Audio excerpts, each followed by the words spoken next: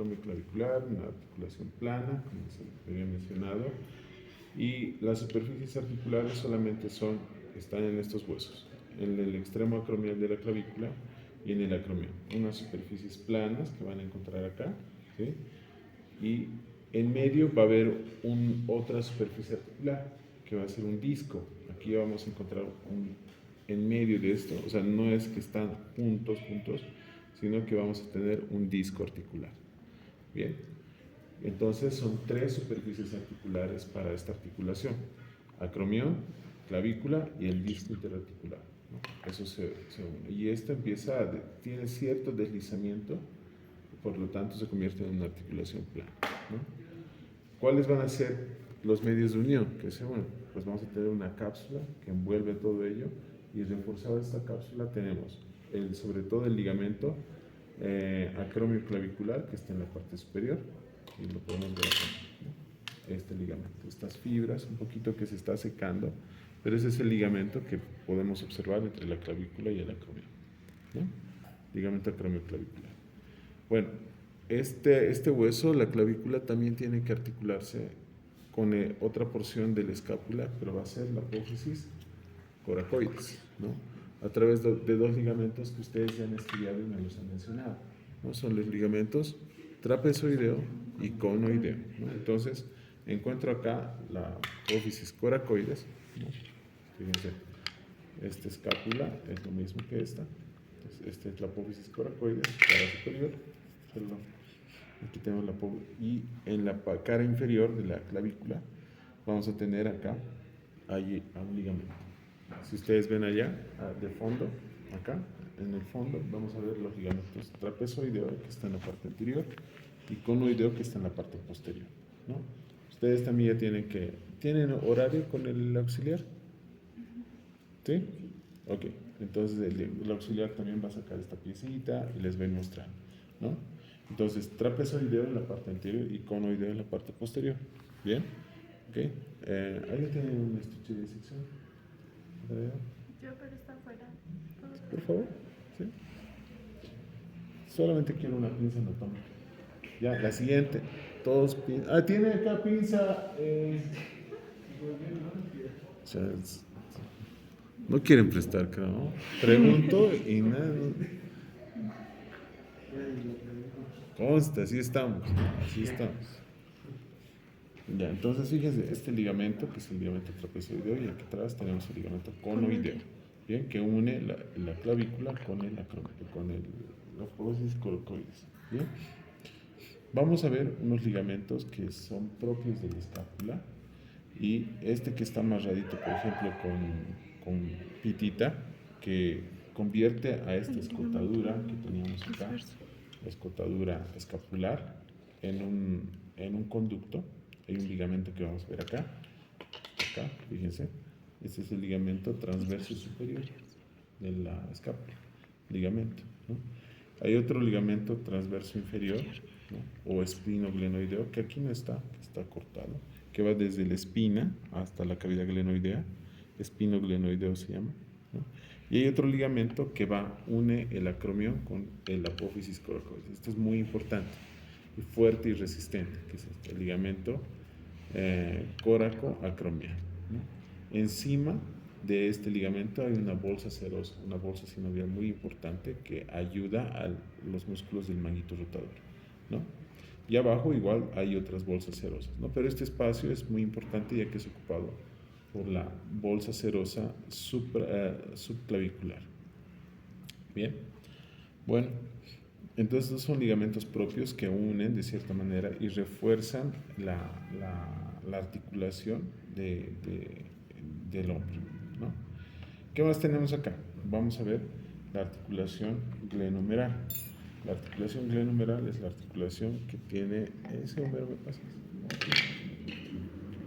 Ahí está. Ahí tenemos la articulación glenohumeral, que es la articulación de la cavidad glenoidea con la cabeza del húmero, ¿no? Entonces recuerden que les había mencionado que esta cavidad es muy pequeña para la cabeza del húmero. Entonces vamos a ver que se amplifica esta cavidad, y vamos a ver quién va a amplificar. Va a ser un rodete, el rodete articular, ¿no? No está acá, no vamos a poderlo ver. Tendríamos que hacer un corte a la articulación y eso pues no es bueno. Entonces, pero ustedes van a recrear tal vez en sus huesos que tienen, porque me imagino ya deben tener huesos, ¿no veo? ¿No? ¿Cómo es? ¿Ya tienen huesos o no? ¿No? Bueno, los que dicen no, pues por eso se han pasado, de verdad. De nuevo, vuelvo a decir, no es obligatorio, están firmando, en ese caso. Para que no se vayan a quejar, decir, no, el doctor quiere, sí o sí, que no, mentira, no es obligatorio. Pero es el mejor recurso para aprender anatomía, ¿no? El ejemplo que siempre les doy, ¿no? ¿Qué, qué se necesita para aprender a tocar guitarra? La guitarra. Lo mismo es esto. Para aprender huesos necesitas huesos. Pero bueno, entonces ustedes, los que puedan, van a recrear, y de acuerdo a la literatura que vayan leyendo, van a recrear con una plastilinita y van a ver que el rodete glenoideo, que es semejante a un menisco, porque es cartilaginoso, tiene caras, ¿no? Caras, bordes, entonces ustedes tienen que ir describiendo esas caras y bordes, ¿no? De la cavidad glenoidea. Entonces, para la siguiente práctica voy a preguntar, muy importante, rodete glenoideo. ¿Bien? Entonces, ¿qué más? Entonces, el rodete glenoideo, la cavidad glenoidea y la cabeza del húmero son las tres superficies articulares para esta articulación, ¿no? O sea, fíjense, no solamente son huesos las superficies articulares, lo que va a formar una articulación, sino son también cartílagos, ¿no? Hemos hablado de la articulación acromioclavicular, que hay un disco articular, un menisco, ¿no? Aquí estamos hablando que aparte de la cabeza y la cavidad glenoidea, tenemos un rodete. ¿Qué es un rodete? Pues un cartílago que está amplificando esta cavidad. ¿Bien? Entonces, bueno, vayan viendo, estudien bien aquí. Bien. Vamos a ver que además para que se unan estas tres superficies articulares tenemos una membrana fibrosa, una cápsula que va a envolver a todo esto, ¿no?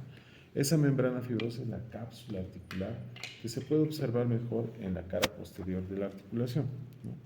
Esta capsulita, ¿no? Aquí vemos, aquí está apareciendo la cápsula, la cabeza, pero esta membrana que estoy levantando es la cápsula articular. Esta membrana es más resistente, obviamente, aquí está muy delgada, pero esta membranita que se está levantando, ¿sí? Esta es la cápsula articular, mejor vista en su cara posterior. ¿Por qué? En la cara anterior están los ligamentos que van a estar encima de la cápsula, ¿no? Y van a ser los ligamentos glenohumerales. Los ligamentos glenohumerales son los ligamentos de refuerzo de la articulación del hombro, ¿no?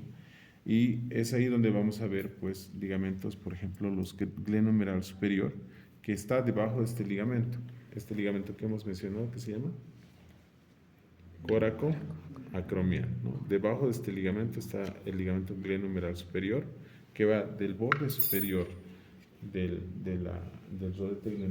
reborde glenoideo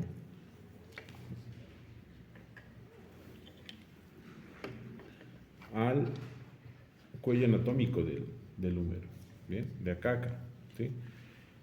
El otro ligamento va a ser el glenohumeral medio, glenohumeral superior va de acá arriba a acá arriba. Glenohumeral medio es el que cubre casi toda la cara anterior de la articulación del hombro, y es este va a ser el ligamento glenohumeral medio, ¿no? No se nota, parece toda una membrana ahí que ni siquiera no es algo específico como esto, ¿no? Pero bueno, es que esto ya está seco, voy a pedirle que lo remojen, pero son membranas fibrosas que van reforzando, ¿no? Entonces, con los huesitos sí nos vamos a hacer ayudar, ¿no? Por eso les había dicho, tener huesos no solamente nos va a servir para la práctica de osteología, sino nos va a servir, vamos a sacar estos huesos y ustedes me van a decir inserciones acá, acá, acá, acá, acá. Entonces, por eso es que es necesario huesos, no solo para osteología.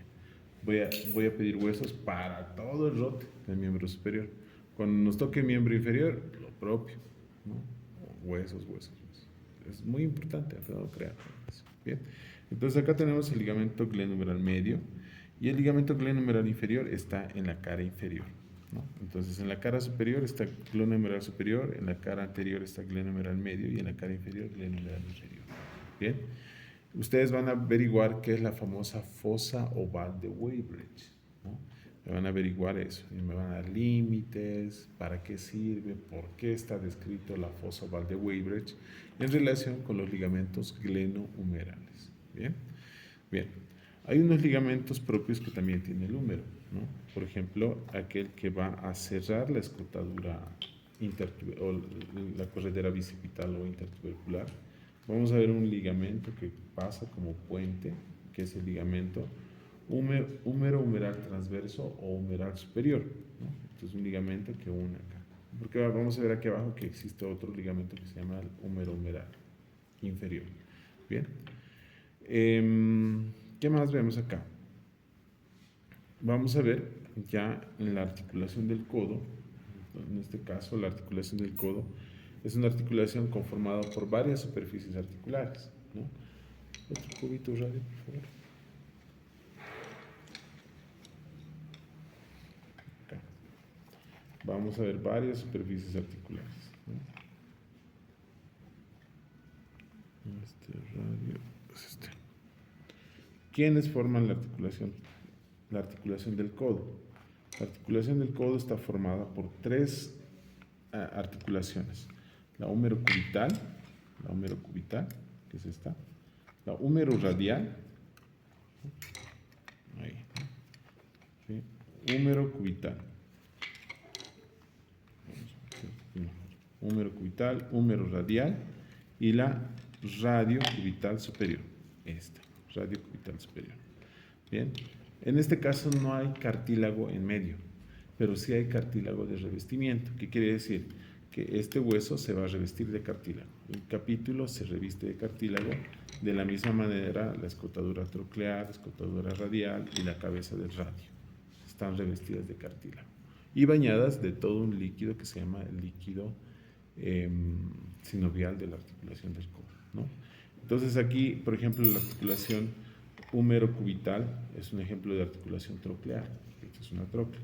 La articulación húmero-radial es un ejemplo de articulación condílea, ¿no? ¿Por qué? Pues porque este es un cóndilo. Y la articulación húmero-cubital es un ejemplo de articulación trocoide, ¿no? Trocoide. Bien, ahí en este sentido. ¿Ok?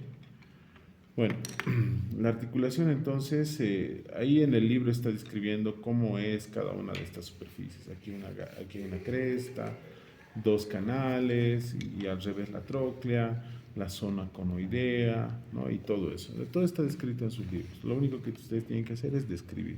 Yo solamente les estoy dando pincelazos de lo que es la práctica para la siguiente. Porque además están así, ¿no? O sea, no saben mucho porque no han leído también. O de cierta manera sí han leído huesos, pero falta ver ligamentos y todo eso, ¿no? Entonces, yo les estoy dando más o menos las directrices para que vayan aprendiendo esto, ¿no?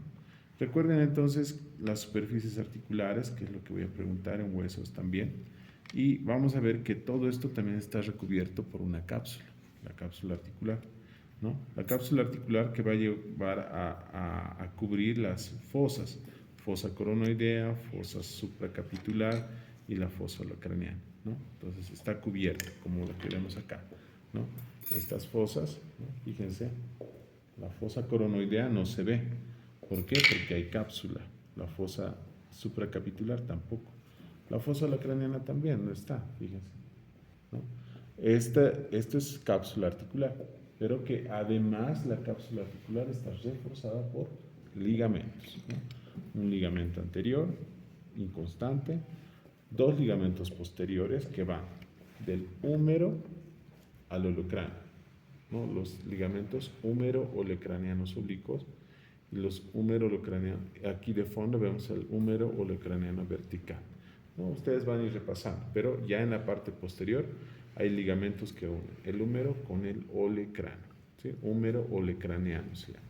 Bien. Y acá de fondo vemos al húmero olecraniano vertical. ¿Bien? En la parte lateral es muy importante ya que vamos a encontrar los ligamentos colaterales. Colateral cubital y colateral radial de la articulación del codo, ¿no? Estos ligamentos tienen tres fascículos, ¿no? Un fascículo anterior, un fascículo medio y un fascículo posterior. Todos ellos nacen de los epicóndilos, ¿no? Si aquí tengo el epicóndilo lateral y este el medial, entonces de su cara medial, de sus caras anteriores partirá los fascículos anteriores. Del vértice partirá los fascículos medios y de su cara posterior de los epicóndilos nace los fascículos posteriores. Para dirigirse, por ejemplo, acá, si yo hablo de este ligamento colateral cubital, ¿no? El ligamento colateral, el fascículo anterior va de acá a la apófisis coronoides, ¿no? El fascículo medio va del vértice a la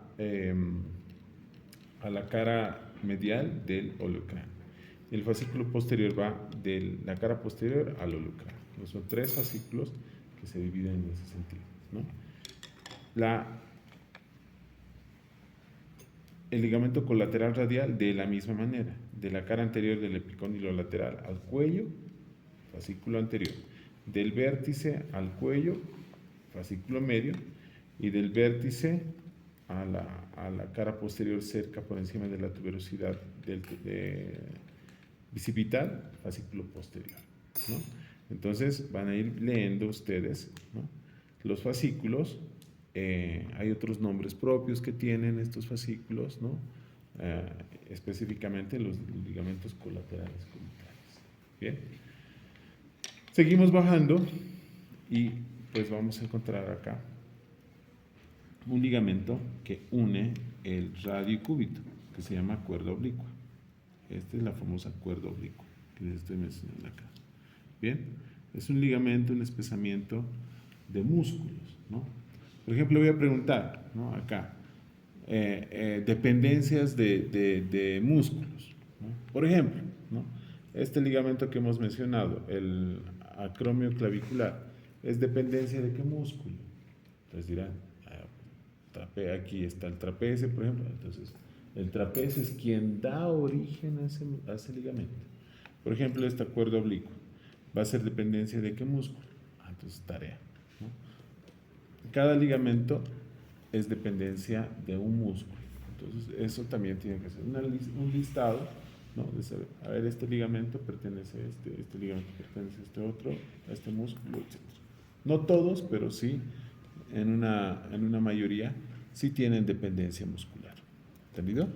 ¿Se entiende esa parte de dependencia o no? O sea, estas partes fibrosas no es que se originan solitos, sino que hay un músculo que hace que se origine. En este caso, por ejemplo, para este ligamento es el trapecio, ¿no? Y bueno, otros ligamentos también.